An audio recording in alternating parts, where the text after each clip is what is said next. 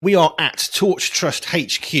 I love the fact the road actually has Torch Way on it, which I think is brilliant. That made me very excited. Right, we've got loads of interviews from all sorts of people coming across in the next hours here today. And I've got another guest. We were chatting to Nessa recently, who's just left by taxi after the coffee morning. But I've now got another lovely guest, Helen. Hello, Helen.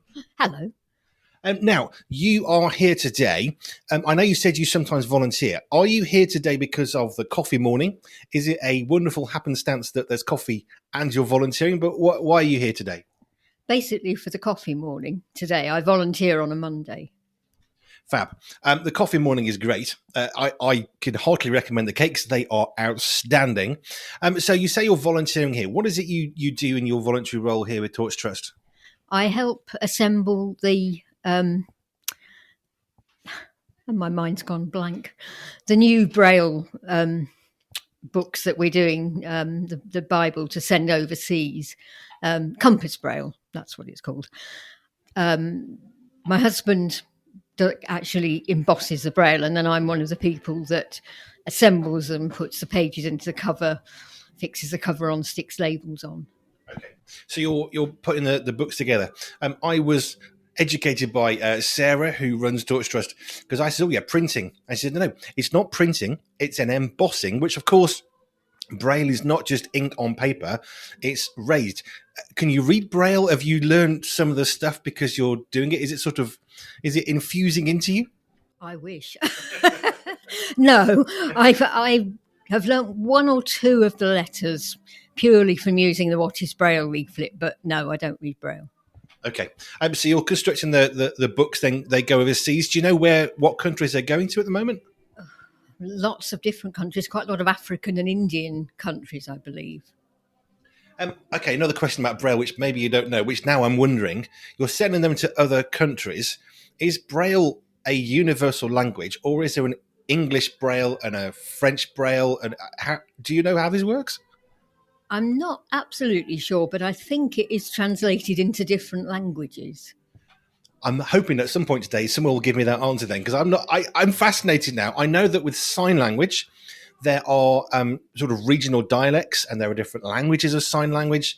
And some people who speak English sign language, who learned a long time ago, there are new words and it's kind of evolved and modernized and stuff. So I know that at least with sign language, my little teeny tiny bit of dangerous knowledge is there are different languages and different dialects.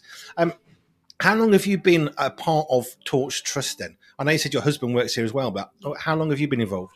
I actually came in the Hallerton days in 1989, and which is where I met my husband. He came a bit later that year. So we met and then eventually quite a few years later married, and the rest, as they say, is history.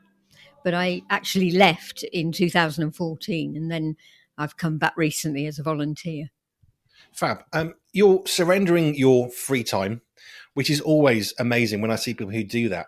What's your motivation for wanting to do that? Because you're not getting paid, so there has to be a heart in there somewhere. What's your heart motivation for wanting to volunteer by creating books to go overseas to people that you're never going to meet? What is it that motivates you in the morning to get up out of bed and to get on with putting those Bible books together? Just the fact that we're getting God's word out to people who otherwise probably wouldn't receive it. That's about as good an answer, I think, as we can ever have. What a fabulous reason.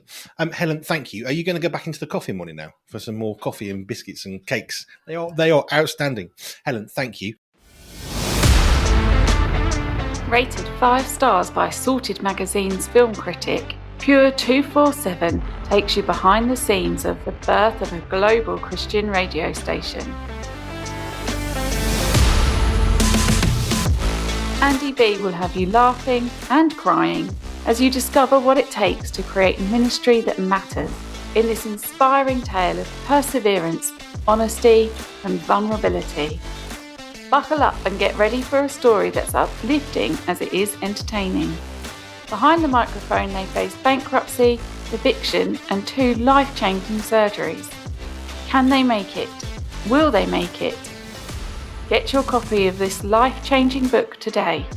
Pure 247 is available now on Amazon.